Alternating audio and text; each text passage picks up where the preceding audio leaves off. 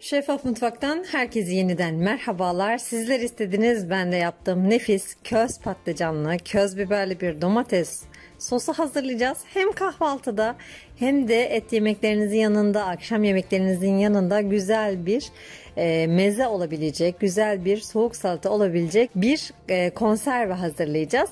Şimdi öncelikle 2,5 kilogram kadar salçalık biberi ve 1 kilogram kadar bu şekilde patlıcanı ocak üzerinde közleyerek başladım. Dilerseniz sizler fırında da közleyebilirsiniz aynı şekilde. Közledikten sonra hava almayacak şekilde bir kabın altında, bir kapağın altında bekletirseniz hem çekirdeklerinden hem de kabuklarından ayırmak çok daha kolay olacaktır. Diğer tarafta 2 kilogram kadar domatesin yine kabuklarını soydum ve rondoya alıyorum. Rondodan güzelce geçireceğim. Ocaktaki tenceremin üzerine alacağım.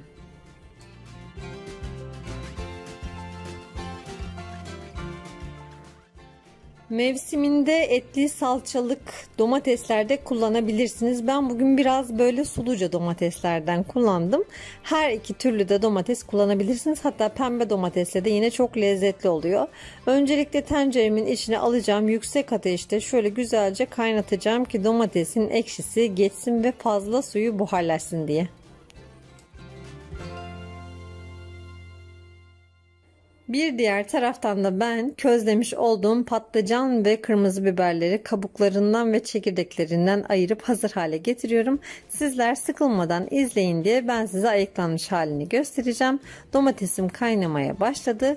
Ben de artık rondomun içine kırmızı közlenmiş biberleri alıp şöyle irice olacak şekilde çekebilirim.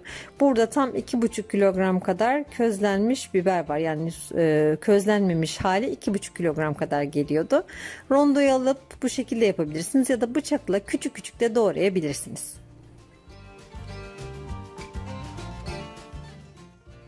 Kaynayan domates sosuna bu şekilde hazırladığım köz biber püresini ilave ediyorum ve tekrar 1 kilogram kadar ayıklamış olduğum közlenmiş patlıcanı da aynı şekilde rondodan iri olacak şekilde geçireceğim ve sosuma ilave edeceğim.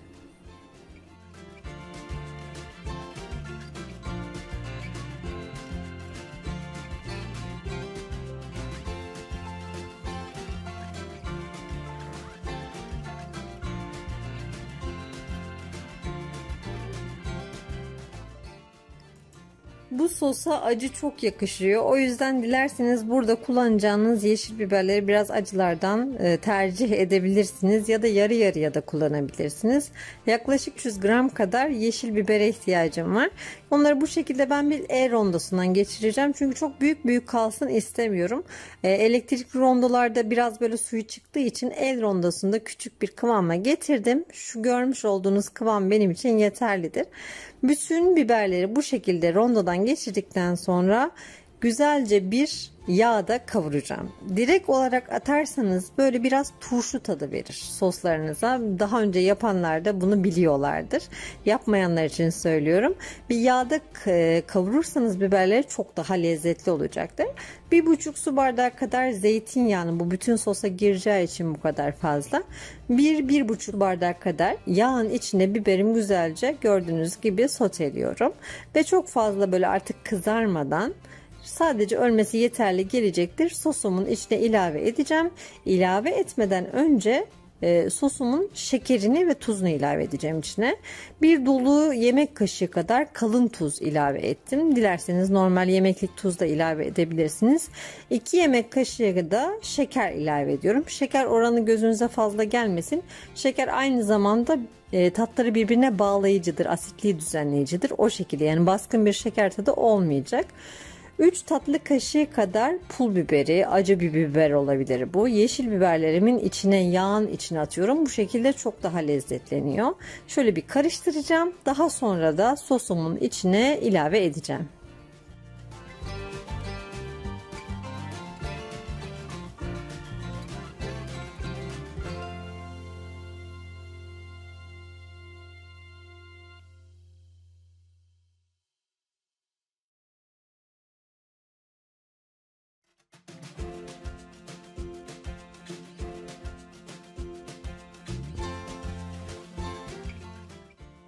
Aslında sosum tamamlandı. Artık bitti. Dilerseniz içine seviyorsanız bir çay bardağı sirke de ilave edebilirsiniz. Ben ilave ettim. Fakat sevmeyenler için buraya yazmıyorum. İsterseniz ilave edin, isterseniz etmeyin. Yazınca şart zannediliyor çünkü. Bir bütün şöyle koca bir baş sarımsağı ince ince doğradım.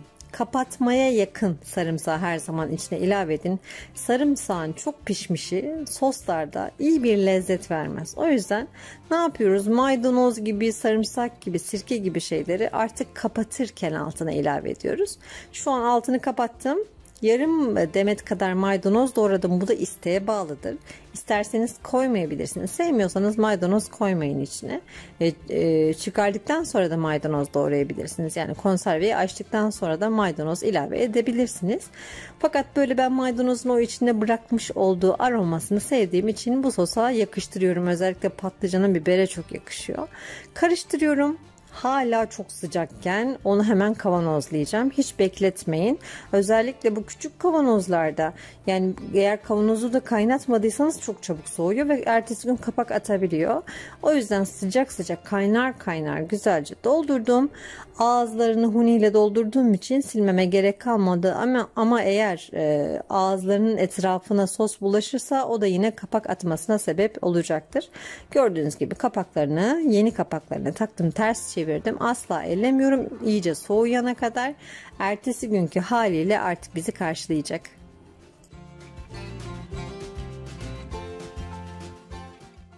Bu şekilde vakumlanan soslar yıllarca dayanırlar. İlk günkü tazeliğini korurlar çünkü hava almıyorlar. Gördüğünüz gibi kapaklar içine göçmüşler ve artık onlar kilere gitmeye hazır. İnşallah kışı görürler. Şöyle bir yumuşak zemine bir tarafından bir kere sağlam vurun. Bir de 30 derece yanından vurun. Kapak hiç bozulmadan bu şekilde kolayca açılacaktır. Bu şekilde açmayı da yeni öğrendim. Sizlerle de paylaşmak isterim.